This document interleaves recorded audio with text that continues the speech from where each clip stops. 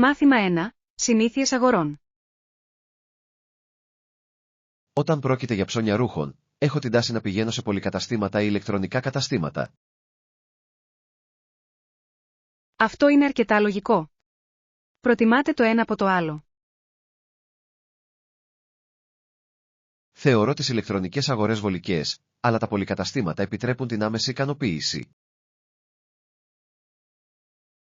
Μπορώ να το εκτιμήσω αυτό. Υπάρχει κάτι το απολαυστικό στο να δοκιμάζεις ρούχα πριν τα αγοράσεις. Πράγματι. Βοηθά επίσης στην αποφυγή της ταλαιπωρίας των επιστροφών. Απολύτως. Έχετε παραγγείλει ποτέ κάτι online που να φαινόταν εντελώς διαφορετικό από κοντά?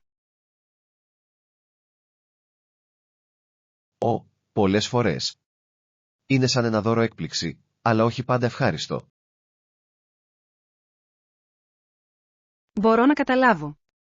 Κάποτε παρήγγειλα ένα φόρεμα που υποτίθεται ότι ήταν έντονο κόκκινο, αλλά έφτασε σε ένα θαμπό καφέ. Αυτό είναι αρκετά απογοητευτικό. Ίσως θα έπρεπε να επικεντρωθούμε σε καταστήματα όπου μπορούμε να δούμε τα προϊόντα από πρώτο χέρι. Μάθημα 2. Επιλογές σταδιοδρομίας. Έχω παρατηρήσει ότι οι άνθρωποι στις ατομικιστικές κοινωνίες είναι πιο πρόθυμοι να παραιτηθούν από τις δουλειές τους και να αναλάβουν μια νέα θέση αλλού. Αυτή είναι μια ενδιαφέρουσα παρατήρηση. Φαίνεται ότι δίνουν προτεραιότητα στην προσωπική ολοκλήρωση έναντι της εργασιακής ασφάλειας. Ακριβώς. Αντανακλά μια διαφορετική νοοτροπία όσον αφορά την ισορροπία μεταξύ επαγγελματικής και προσωπικής ζωής. Αναρωτιέμαι αν οι συλλογικές κοινωνίες έχουν διαφορετικές απόψεις για τις αλλαγές στην εργασία. Πιθανότατα δίνουν έμφαση στην αφοσίωση και τη σταθερότητα, κάτι που μπορεί να αποθαρρύνει τις συχνές αλλαγές εργασίας. Πράγματι. Είναι συναρπαστικό το πώς ο πολιτισμός διαμορφώνει τις αποφάσεις μας. Πιστεύετε ότι αυτό επηρεάζει συνολικά την ικανοποίηση από την εργασία? Νομίζω πως ναι. Τα άτομα στις ατομικιστικές κοινωνίες μπορεί να αισθάνονται πιο ελεύθερα να ακολουθήσουν τα πάθη τους. Αυτό θα μπορούσε να οδηγήσει σε μεγαλύτερη ευτυχία στην καριέρα τους. Μάθημα 3. Ανθεκτικότητα των Βίκινγκ. Γνωρίζατε ότι οι Vikings μπορούσαν να πλεύσουν ακόμα και σε πολύ κακές καιρικές συνθήκες? Ναι, τα μεγάλα σκάφη τους ήταν αρκετά αξιοσημείωτα. Πολλά μακρύπλια των Viking είχαν μήκος περίπου 20 μέτρα, κάτι που είναι εντυπωσιακό. Αυτό είναι πράγματι εντυπωσιακό. Σχεδιάστηκαν τόσο για ταχύτητα όσο και για αντοχή. Ακριβώς. Είναι εκπληκτικό το πόσο επιδέξιοι ήταν ως ναυτικοί και πλοηγοί. Θαυμάζω αυτό το επίπεδο ανθεκτικότητας. Τόλμησαν να μπουν σε άγνωστα νερά με αυτοπεποίθηση. Είναι μια απόδειξη του περιπετειώδους πνεύματός τους. Πιστεύετε ότι οι σύγχρονοι ναυτικοί θα μπορούσαν να μάθουν από τις τεχνικές τους? Σίγουρα. Η προσαρμοστικότητα και το θάρρος είναι διαχρονικά χαρακτηριστικά. Μάθημα 4. Ευρωπαϊκή δυναμική. Φαίνεται να υπάρχει ένα επίπεδο με ένα ευρωπαϊκό υπερκράτος που ασκεί μια νέα κυριαρχία από τις Βρυξέλλες. Αυτή είναι μια πολύ σημαντική δήλωση. Τι πιστεύετε ότι σημαίνει αυτό για τις μεμονωμένες χώρες? Θα μπορούσε να οδηγήσει σε πιο συγκεντρωτική διακυβέρνηση, κάτι που μπορεί να είναι τόσο ωφέλιμο όσο και απαιτητικό. Πράγματι. Κάποιοι μπορεί να εκτιμήσουν τη σταθερότητα, ενώ άλλοι μπορεί να αντισταθούν στην απώλεια της αυτονομίας τους. Είναι μια περίπλοκη ισορροπία μεταξύ ενότητας και ανεξαρτησίας. Απολύτως. Θεωρώ συναρπαστικό το πώς η πολιτική διαμορφώνει την καθημερινότητά μας. Ναι, και συχνά οδηγεί σε έντονες συζητήσεις. Σωστό. Είναι απαραίτητο να συμμετέχετε σε αυτές τις συζητήσεις για να κατανοήσετε τις διαφορετικές οπτικές γωνίες. Συμφωνώ. Η γνώση καλλιεργεί τεκμηριωμένες απόψεις, κάτι που είναι ζωτική σημασία σε μια δημοκρατική κοινωνία. Μάθημα 5. Ηγεσία φυλής. Ο Παβατάν Παβατούν ήταν ένας σπουδαίος αρχηγός όλων των φυλών σε αυτή την περιοχή. Έχω ακούσει γι' αυτόν. Η ηγεσία του πρέπει να ήταν σημαντική. Πράγματι. Ένωσε διάφορες φυλές, κάτι που δεν είναι μικρό κατόρθωμα. Απαιτείται όραμα και διπλωματία για να ενωθούν οι άνθρωποι. Απολύτως. Αναρωτιέμαι ποιες προκλήσεις αντιμετώπισε κατά τη διάρκεια της ηγεσίας του. Μπορώ μόνο να φανταστώ. Η ένωση διαφορετικών πολιτισμών μπορεί να είναι αρκετά περίπλοκη.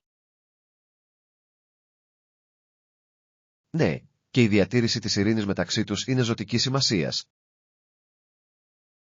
Η κληρονομιά του πρέπει να μνημονεύεται με μεγάλο σεβασμό.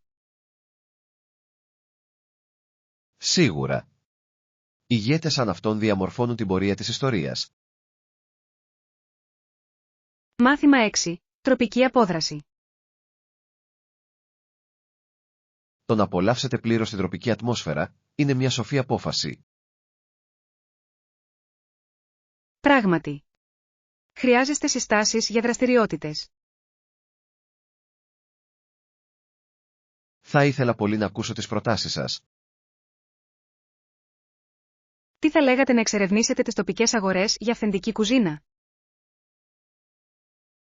Ακούγεται υπέροχο. Μου αρέσει να δοκιμάζω τοπικές γεύσεις. Θα μπορούσατε επίσης να δοκιμάσετε κολύμβηση με αναπνευστήρα, η θαλάσσια ζωή είναι εκπληκτική. Η κολύμβηση με αναπνευστήρα είναι στη λίστα μου. Πάντα ήθελα να δω πολύχρωμους κοραλιογενείς υφάλους. Δεν θα απογοητευτείτε. Είναι σαν να μπαίνεις σε έναν άλλο κόσμο. Ανυπομονώ. Έχετε άλλες συμβουλές για μια τέλεια τροπική απόδραση? Μάθημα 7. Εναλλακτικές λύσεις για σκι. Αντί για σκι, ακούγεται σαν μια εξαιρετική εναλλακτική. Ναι. Απόλαυσες το χρόνο σου στις πίστες. Το έκανα. Ωστόσο, βρήκα το κρύο αρκετά δύσκολο. Μπορώ να το καταλάβω αυτό. Το σκι μπορεί να είναι ταυτόχρονα συναρπαστικό και εξαντλητικό. Ακριβώς. Προτιμώ πιο ζεστές δραστηριότητες, όπως πεζοπορία με χιονοπέδιλα. Αυτή είναι μια φανταστική επιλογή. Σας επιτρέπει να απολαύσετε το τοπίο χωρίς το κρύο. Ναι. Επιπλέον, είναι μια καλή προπόνηση. Συμφωνώ. Το να παραμένετε δραστήριοι ενώ απολαμβάνετε τη φύση είναι πάντα μια νίκη. Ίσως θα έπρεπε να οργανώσουμε μαζί μια βόλτα με χιονοπέδιλα. Μάθημα 8. Στυλ επικοινωνίας. Μια διαφορά που έχω παρατηρήσει είναι το στυλ επικοινωνίας σε διάφορους πολιτισμούς. Αυτό είναι αρκετά ενδιαφέρον. Είμαι περίεργος πώς θα το περιέγραφες. Παρατηρώ ότι ορισμένοι πολιτισμοί είναι πιο άμεσοι, ενώ άλλοι προτιμούν τη διακριτικότητα. Αυτή είναι μια ενδιαφέρουσα διάκριση. Μπορεί να οδηγήσει σε παρεξηγήσεις. Πράγματι. Είναι απαραίτητο να προσαρμόζεστε στο στυλ επικοινωνίας των άλλων. Απολύτως. Θεωρώ ότι η ενεργητική ακρόαση βοηθά στη γεφύρωση αυτών των κενών. Αυτή είναι μια πολύτιμη δεξιότητα. Δείχνει σεβασμό και ανοιχτότητα. Ναι. Επιτρέπει πιο ουσιαστικές συζητήσεις. Ας εξασκήσουμε αυτές τις δεξιότητες στις συζητήσεις μας. Μάθημα 9. Χτίζοντας αυτοπεποίθηση. Η εξάσκηση στη τηλεφωνική συνομιλία με έναν φίλο μπορεί να σας βοηθήσει να αποκτήσετε αυτοπεποίθηση. Συμφωνώ απόλυτα. Μετριάζει τον φόβο του να κάνεις λάθη. Ακριβώς. Είναι ένας ασφαλής χώρος για τη βελτίωση των επικοινωνιακών δεξιοτήτων. Το έχεις δοκιμάσει? Ναι, και ήταν εκπληκτικά χρήσιμο. Θα έπρεπε να το δοκιμάσω. Συχνά νιώθω νευρικός κατά τη διάρκεια τηλεφωνικών συνομιλιών. Θα νιώσετε πιο άνετα με την εξάσκηση. Αυτό είναι καθησυχαστικό. Θα ζητήσω από έναν φίλο να με βοηθήσει. Τέλεια ιδέα. Μαζί, μπορείτε να στηρίξετε ο ένας τον άλλον. Μάθημα 10. Οδηγίες. Ναι, είναι ακριβώς κάτω στο δρόμο. Στρίψτε αριστερά στα φανάρια. Ακούγεται αρκετά απλό. Πόσο μακριά είναι από εδώ? Είναι μόνο 5 λεπτά με τα πόδια, οπότε δεν θα χρειαστεί να περιμένετε πολύ. Τέλεια. Εκτιμώ τις σαφείς οδηγίες. Πάντα προσπαθώ να είμαι όσο το δυνατόν πιο ακριβής. Είναι απαραίτητο. Συχνά χάνομαι χωρίς σαφή καθοδήγηση. Μπορώ να καταλάβω. Είναι εύκολο να σε γυρίσουν ανάποδα σε άγνωστα μέρη. Απολύτως. Σας ευχαριστώ για τη βοήθειά σας. Νιώθω πιο σίγουρος τώρα. Οποτεδήποτε. Απολαύστε τον χρόνο σας στον προορισμό σας. Μάθημα 11. Θέα στην πόλη. Ελπίζω το δωμάτιο του ξενοδοχείου μας να έχει ωραία θέα στην πόλη. Αυτό θα ήταν υπέροχο. Πάντα βρίσκω αναζωογονητική τη θέα στην πόλη. Πράγματι. Υπάρχει κάτι μαγικό στα λαμπερά φώτα τη νύχτα. Συμφωνώ απόλυτα.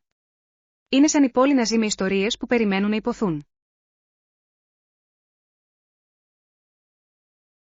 Ακριβώς. Φανταστείτε να πίνετε ένα φλιτζάνι καφέ ενώ ατενίζετε τον ορίζοντα. Αυτό ακούγεται υπέροχο. Μπορώ ήδη να το φανταστώ. Θα πρέπει οπωσδήποτε να ζητήσουμε δωμάτιο με θέα κατά το check-in. Απολύτως. Θα ήμουν αρκετά απογοητευμένος αν καταλήγαμε με θέα σε έναν τοίχο από τούβλα. Ένας τοίχος από τούβλα δεν προκαλεί ιδιαίτερο ενθουσιασμό, έτσι δεν είναι. Μάθημα 12. Πλεύση προς νότο. Άκουσα ότι κάποιοι τυχοδιώκτες έπλευσαν νότια των θαλάσσιων οδών πρόσφατα. Αυτό ακούγεται συναρπαστικό. Αναρωτιέμαι πώς τα κατάφεραν. Πιστεύω ότι χρησιμοποίησαν ανοιχτή βάρκα και βασίστηκαν σε μεγάλο βαθμό στο ενστικτό τους. Αυτό πρέπει να απαιτούσε απίστευτο θάρρος και επιδεξιότητα. Απολύτως. Η αντιμετώπιση των στοιχείων της φύσης σε ένα τόσο μικρό σκάφος δεν είναι εύκολο κατόρθωμα. Δεν μπορώ να φανταστώ τη συγκίνηση της πλοήγησης σε αυτά τα νερά. Πρέπει να έμοιαζε με επικό ταξίδι. Σωστά, θαυμάζω την αποφασιστικότητά τους να εξερευνήσουν το άγνωστο. Σίγουρα χρειάζεται ένα ιδιαίτερο είδος ανθρώπου για να αντιμετωπίσει κανείς τέτοιες προκλήσεις. Μάθημα 13. Αυθόρμητη εξερεύνηση. Πιστεύω ότι η εξερεύνηση με τους δικούς σας όρους είναι ο καλύτερος τρόπος για να ταξιδέψεις. Συμφωνώ απόλυτα. Ο αυθορμητισμός συχνά οδηγεί στις πιο αξέχαστες εμπειρίες. Ναι. Ποτέ δεν ξέρεις τι κρυμμένους θησαυρούς μπορεί να ανακαλύψεις. Ακριβώς. Μερικές από τις αγαπημένες μου περιπέτειες ήταν απρογραμμάτιστες. Και εγώ επίσης. Είναι απελευθερωτικό να αγκαλιάζω το απροσδόκητο. Σίγουρα είναι. Προσθέτει μια συναρπαστική εμπειρία στο ταξίδι. Συχνά διαπιστώνω ότι οι καλύτερες ιστορίες προέρχονται από στιγμές αυθορμητισμού. Απολύτως.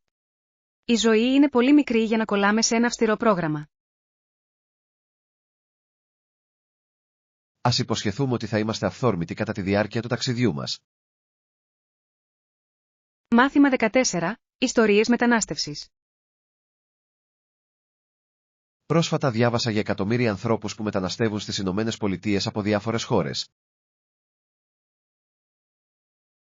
Αυτό είναι ένα συναρπαστικό θέμα.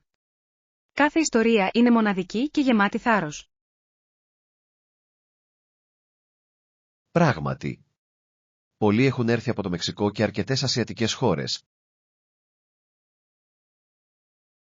Φέρνουν μαζί τους πλούσιους πολιτισμούς και παραδόσεις. Ακριβώς. Δημιουργεί ένα ζωντανό μοσαϊκό ποικιλομορφίας.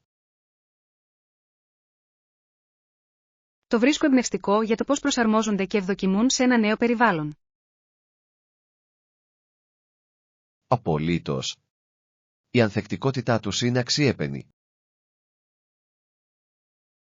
Θα πρέπει να μάθουμε περισσότερα για τις εμπειρίες τους. Ακούγεται σαν μια υπέροχη ιδέα.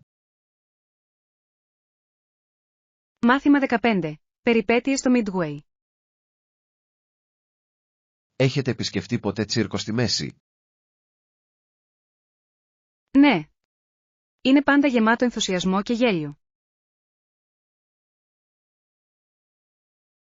Λατρεύω τα παιχνίδια, ειδικά τη ρόδα του Λούνα Πάρκ. Η θέα από την κορυφή είναι μαγευτική. Και το γαϊτανάκι ξυπνάει παιδικές αναμνήσεις. Σίγουρα το κάνει. Μου αρέσει η ιδιότροπη μουσική. Τα τρενάκια του Λούνα Πάρκ, ωστόσο, είναι τα αγαπημένα το λάτρης της περιπέτειας. Ναι. Η αδρεναλίνη είναι απαράμιλη. Είναι θαύματο πως δημιουργούν τόσο συναρπαστικές εμπειρίες. Μάθημα 16. Δημιουργικότητα στις μετακινήσεις.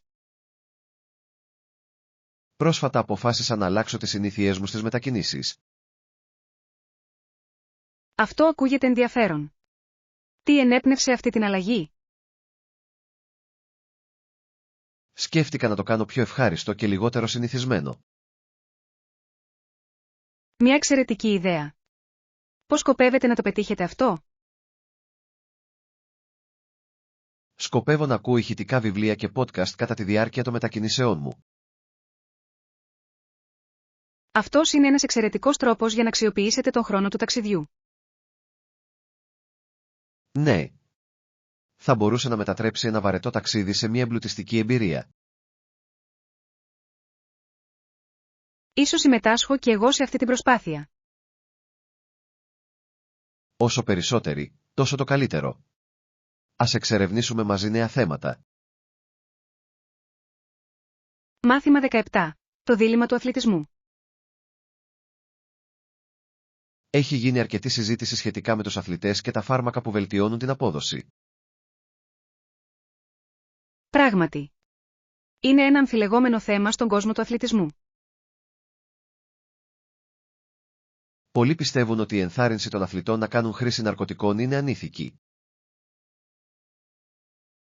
Συμφωνώ απόλυτα.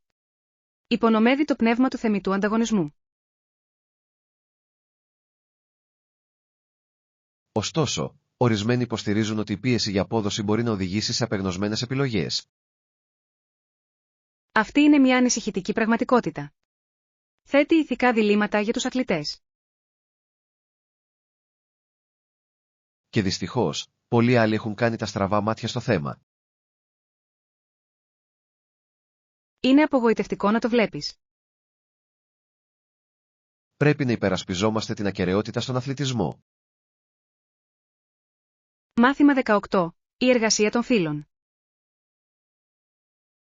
Πρόσφατα έμαθα για μια ομάδα φίλων που προσέλαβαν εργάτες για ένα μεγάλο έργο. Αυτό ακούγεται ενδιαφέρον. Τι περιελάμβανε το έργο? Έπρεπε να σκάψουν τόνους χώματος και βράχων για ένα εργοτάξιο. Ουάου! Ακούγεται σαν ένα μεγάλο εγχείρημα. Σχεδόν όλη η δουλειά γινόταν χρησιμοποιώντας φτιάρια, αξίνες και άλογα. Πρέπει να ήταν απίστευτα χρονοβόρο. Πράγματι. Θαυμάζω την αφοσίωσή του στο έργο. Είναι συναρπαστικό να σκεφτόμαστε πόση προσπάθεια καταβάλλεται σε τέτοια έργα. Και πως η ομαδική εργασία παίζει καθοριστικό ρόλο στην ολοκλήρωσή της.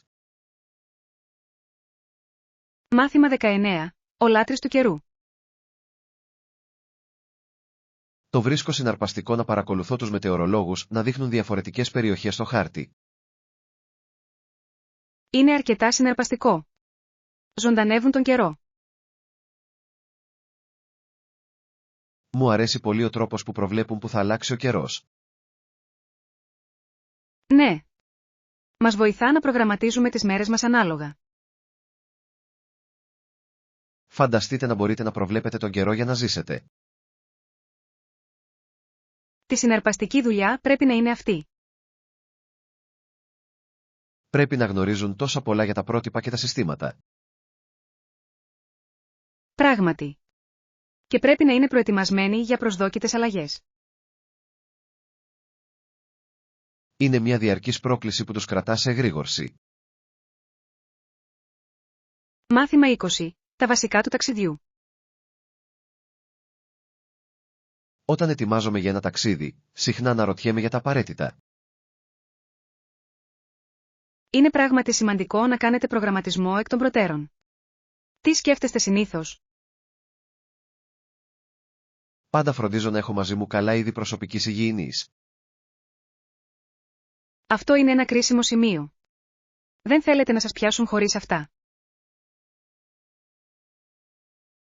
Ακριβώς. Ένα καλό kit ταξιδιού μπορεί να κάνει όλη τη διαφορά. Σκέφτομαι επίσης τα είδη ρούχων που θα χρειαστώ. Έξυπνη σκέψη. Οι καιρικές συνθήκες μπορεί να είναι απρόβλεπτες. Και ας μην ξεχνάμε τη σημασία των άνετων παπουτσιών. Απολύτως. Μπορούν να κάνουν την ταξιδιωτική σας εμπειρία να αλλάξει ή να την καταστρέψει. Μάθημα 21. Η ανατροφοδότηση μετράει. Πιστεύω ότι είναι απαραίτητο να λαμβάνω σχόλια από άλλους χρήστες. Απολύτως. Η κατανόηση διαφορετικών απόψεων μπορεί να βελτιώσει την κατανόησή μας. Μπορεί επίσης να μας βοηθήσει να βελτιώσουμε σημαντικά τις ιδέες μας. Πράγματι. Η επικοδομητική κριτική είναι ένα δώρο, αν και μερικές φορές είναι δύσκολο να το αποδεχτείς. Πολύ σωστό. Ωστόσο, είναι ζωτική σημασίας για την προσωπική και επαγγελματική ανάπτυξη. Ακριβώς. Είναι σαν να έχουμε έναν καθρέφτη που αντανακλά τα δυνατά και τα αδύνατα σημεία μας. Και ενθαρρύνει τη συνεργασία, η οποία είναι πάντα ωφέλιμη. Ναι. Η ομαδική εργασία συχνά οδηγεί σε καινοτόμες λύσεις. Συχνά διαπιστώνω ότι η ανατροφοδότηση ανοίγει νέους δρόμους για δημιουργικότητα. Μάθημα 22. Ανησυχίες του παρελθόντος. Διάβασα ότι κατά τη διάρκεια της δεκαετίας του 1980 υπήρχε αυξημένη ανησυχία για διάφορα κοινωνικά ζητήματα. Ναι, αυτή ήταν μια δεκαετία που άλλαξε τα δεδομένα, σίγουρα. Η μετατόπιση της κοινής γνώμης ήταν αρκετά αισθητή, έτσι δεν είναι? Πράγματι. Φαινόταν ότι διάφορα κινήματα απέκτησαν δυναμική εκείνη την περίοδο. Είναι συναρπαστικό το πώς αντιδρά η κοινωνία στις μεταβαλλόμενες συνθήκες. Πολύ σωστό. Η δεκαετία του 1980 σημαδεύτηκε από σημαντικές πολιτισμικές αλλαγές. Αναρωτιέμαι πως αυτές οι αλλαγές διαμόρφωσαν τη σύγχρονη κοινωνία. Σίγουρα έθεσαν τα θεμέλια για πολλές τρέχουσες συζητήσεις. Είναι ενδιαφέρον να αναλύσουμε πως η ιστορία επηρεάζει το παρόν μας. Μάθημα 23. Εορτασμός επετείου. Άκουσα τυχαία ότι σχεδιάζεις μια ξεχωριστή γιορτή. Ναι, ακούγεται ωραίο, έτσι δεν είναι? Υπάρχει κάποιος ιδιαίτερος λόγος για τον εορτασμό? Είναι η επέτειος τους, γι' αυτό οργανώνουμε μια συγκέντρωση. Αυτό είναι υπέροχο. Αξίζει να γιορτάζουμε τις επέτειους. Συμφωνώ. Σηματοδοτούν σημαντικά ορόσημα στις σχέσεις. Πώς σκοπεύετε να γιορτάσετε? Κάνουμε ένα μικρό δείπνο με στενούς φίλους. Αυτό ακούγεται υπέροχο. Οι προσωπικές συγκεντρώσεις μπορούν να είναι πολύ ξεχωριστές. Μάθημα 24. Αγαπημένες στιγμές. Πιστεύω ότι η αληθινή αγάπη είναι να αγαπάμε ο ένας τον άλλον. Συμφωνώ απόλυτα. Οι μικρές χειρονομίες είναι αυτές που μετράνε περισσότερο. Ναι. Είναι σημαντικό να βρίσκουμε χρόνο ο ένας για τον άλλον, ακόμα και μέσω πολύ άσχολης ζωής. Πράγματι. Η δέσμευση έχει να κάνει με το να κάνεις αυτές τις στιγμές να μετράνε. Και είναι υπέροχο να βλέπεις ζευγάρια που εξακολουθούν να φλερτάρουν μετά από χρόνια μαζί. Ναι. Κρατάει τη σπίθα ζωντανή, έτσι δεν είναι? Απολύτως. Μικρά πράγματα όπως το βάψιμο των νυχιών μπορούν να είναι μια υπέροχη ιεροτελεστία. Το λατρεύω αυτό. Είναι ένας όμορφος τρόπος για να δεθούμε. Η αγάπη πράγματι αφορά τις κοινές εμπειρίες και την αγάπη. Μάθημα 25. Αποφάσεις για τη λίστα καλεσμένων. Πόσους καλεσμένους σκοπεύετε να προσκαλέσετε στη γιορτή? Σκεφτόμουν περίπου 8 με 10 άτομα. Αυτό ακούγεται σαν ένας διαχειρίσιμος αριθμός. Ναι, πιστεύω ότι θα δημιουργήσει μια ζεστή ατμόσφαιρα. Υπάρχουν κάποιοι συγκεκριμένοι καλεσμένοι που σας ενθουσιάζουν? Ανυπομονώ ιδιαίτερα να δω όσους με έχουν στηρίξει όλα αυτά τα χρόνια. Αυτό είναι υπέροχο. Είναι πάντα ωραίο να γιορτάζεις με αυτούς που έχουν τη μεγαλύτερη σημασία. Ακριβώς. Θέλω όλοι να αισθάνονται ότι συμπεριλαμβάνονται. Ακούγεται σαν ένα υπέροχο σχέδιο. Μάθημα 26. Στρατηγικές αγορών. Έχετε κάποια στρατηγική για να διασφαλίσετε ότι δεν θα ξεχάσετε ποτέ τίποτα στα ψώνια? Λοιπόν, προσπαθώ όσο καλύτερα μπορώ, αλλά περιστασιακά ξεχνάω πράγματα. Συμβαίνει και στους καλύτερους από εμάς. Ναι. Θεωρώ ότι η δημιουργία μιας λίστας βοηθάει τρομερά. Μια λίστα είναι πράγματι μια αξιόπιστη μέθοδος. Προσπαθώ επίσης να κατηγοριοποιώ τα προϊόντα με βάση τη διάταξη του καταστήματος. Αυτή είναι μια έξυπνη προσέγγιση. Ελαχιστοποιεί την οπισθοδρόμηση και εξοικονομεί χρόνο. Αυτή τη στρατηγική θα έπρεπε να υιοθετήσω. Μάθημα 27. Η περίπατος του Τσάρλι Μπράουν. Έχετε παρατηρήσει ποτέ πόσο συχνά ο Τσάρλι Μπράουν είναι το επίκεντρο της προσοχής? Ναι. Έχει μια τόσο οικία γοητεία, έτσι δεν είναι? Μου αρέσει πολύ ο τρόπος που οι χαρακτήρες σχολιάζουν πάντα την παρουσία του. Είναι σαν να έχουν μια άρρητη αναγνώριση της προσωπικότητάς του. Λοιπόν, έρχεται ο γερο Τσάρλι Μπράουν, λένε. Ναι. Είναι μια απόδειξη του διαρκούς χαρακτήρα του. Ο καλός παλιός Τσάρλι Μπράουν πάντα βρίσκει έναν τρόπο να μας κάνει να χαμογελάμε. Οι περιπέτειες του μας θυμίζουν τους δικούς μας αγώνες και θριάμβους. Ακριβώς. Αυτό τον καθιστά εμβληματική φιγούρα. Μάθημα 28. Αναβαθμίσεις σπιτιού. Έχετε σκεφτεί ποτέ να ανανεώσετε το χώρο σας με γρήγορες αναβαθμίσεις? Σίγουρα το έχω κάνει. Μπορεί να κάνει σημαντική διαφορά. Ναι. Μερικές φορές, ένα φρέσκο στρώμα χρώματος μπορεί να μεταμορφώσει ένα δωμάτιο. Απολύτως. Είναι εκπληκτικό το πώς το χρώμα επηρεάζει τη διάθεση. Μου αρέσει επίσης να αναδιατάσσω τα έπιπλα για μια νέα οπτική γωνία. Αυτή είναι μια εξαιρετική ιδέα. Μπορεί να δημιουργήσει μια εντελώς διαφορετική ατμόσφαιρα. Έχετε δοκιμάσει να προσθέσετε διακοσμητικά στοιχεία, όπως φυτά? Ναι. Φέρνουν ζωή και ζωντάνια σε έναν χώρο. Είναι πραγματικά ικανοποιητικό να εξατομικεύει κανείς το περιβάλλον του. Μάθημα 29. Αποδράσεις Σαββατοκύριακου. Έχετε σκεφτεί ποτέ να κάνετε μια αυθόρμητη απόδραση το Σαββατοκύριακο? Απολύτως. Ακούγεται συναρπαστικό. Πιστεύω ότι θα μπορούσε να είναι ένα αναζωογονητικό διάλειμμα από τη ρουτίνα. Πράγματι. Μερικές φορές, το μόνο που χρειαζόμαστε είναι μια αλλαγή σκηνικού.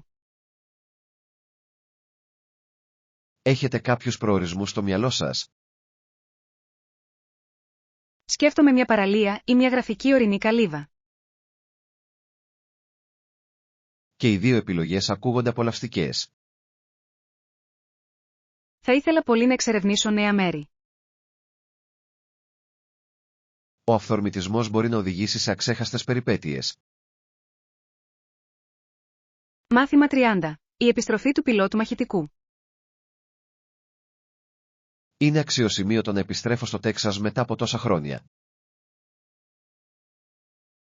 Πράγματι, πρέπει να σας νοσταλγεί. Ήσασταν πιλότος όσο ήσασταν εδώ. Ναι, υπηρέτησα ως πιλότος μαχητικού αεροσκάφου στην εθνοφρουρά της αεροπορίας του Τέξας.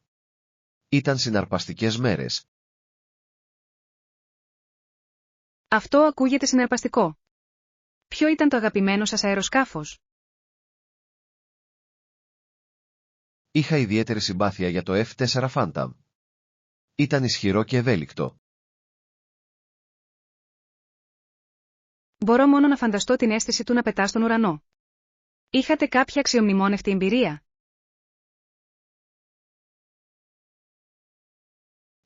Σίγουρα. Υπήρξε μια φορά κατά τη διάρκεια μιας άσκησης που εκτέλεσα ένα τέλειο barrel roll.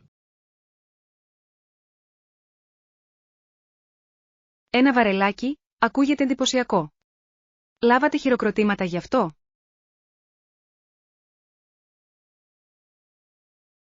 Το έκανα, στην πραγματικότητα.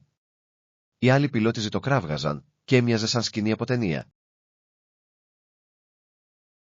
Μάθημα 31. Αθλητικά επιτεύγματα. Έχετε παρατηρήσει πως οι πρόσφατες αθλητικές επιτυχίες έχουν πυροδοτήσει αρκετή συζήτηση? Πράγματι. Είναι συναρπαστικό, ειδικά με τις αδερφές Williams στο τένις και τον Tiger Woods στο γκολφ. Ακριβώς. Σίγουρα έχουν κυριαρχήσει στα αντίστοιχα αθλήματά τους. Θίγει ένα ενδιαφέρον ζήτημα σχετικά με την εκπροσώπηση στον αθλητισμό, έτσι δεν είναι? Απολύτως. Φαίνεται ότι οι συζητήσεις για τη φυλή και την επιτυχία συχνά επικεντρώνονται σε λευκούς αθλητές. Ναι, και όμως τα επιτεύγματα ατόμων όπως οι αδελφές Williams αμφισβητούν σημαντικά αυτή την αφήγηση. Πραγματικά το κάνουν. Η επιμονή και η ικανότητά τους έχουν επαναπροσδιορίσει το πώς μοιάζει η επιτυχία στο τένις. Επιπλέον, ο Tiger Woods έχει αλλάξει το τοπίο του γκολφ, καθιστώντας το πιο προσιτό για πολλούς. Είναι αξιοσημείωτο το πως έχουν εμπνεύσει μια γενιά αθλητών από διαφορετικά υπόβαθρα. Μάθημα 32. Χρόνος διαπραγμάτευσης. Ήλπιζα σε 50 μέρες για το έργο μας. Τι θα λέγατε να συναντηθούμε στα μισά του δρόμου σε 47,5 μέρες τότε?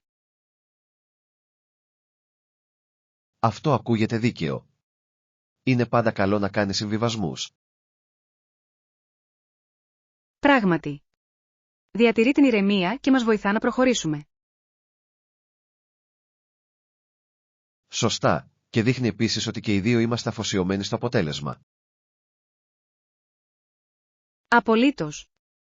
Επιπλέον, μας δίνει λίγη ευελιξία.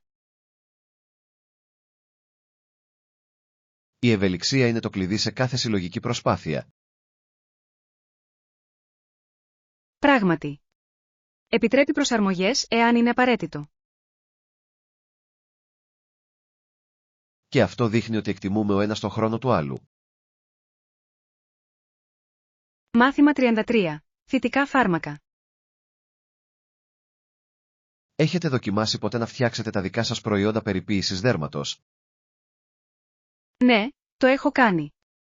Ήλπιζα να φτιάξω μόνος μου ένα τόνερ με χαμομήλι. Το χαμομήλι είναι μια εξαιρετική επιλογή για την καταπραϊντική δράση του δέρματος. Συμφωνώ. Έχει τόσο ηρεμιστικές ιδιότητες. Ποια άλλα συστατικά σκοπεύετε να χρησιμοποιήσετε μαζί με το χαμομήλι? Ίσως θα προσθέσω λίγο ροδόνερο για επιπλέον ενυδάτωση. Ακούγεται απολαυστικό. Ο συνδυασμός πρέπει να μυρίζει υπέροχα. Πράγματι, είναι αρκετά αναζωογονητικό. Έχετε δοκιμάσει να φτιάξετε τόνερ στο παρελθόν? Δεν το έχω κάνει, αλλά βρίσκω την ιδέα ενδιαφέρουσα. Μάθημα 34. Ινδιάνοι των Παιδιάδων. Έχετε μελετήσει ποτέ τους Ινδιάνους των Παιδιάδων της Βόρειας Αμερικής? Ναι, η ιστορία τους είναι απίστευτα συναρπαστική. Ζούσαν κυρίως στην κεντρική πεδιάδα, έτσι δεν είναι? Σωστά.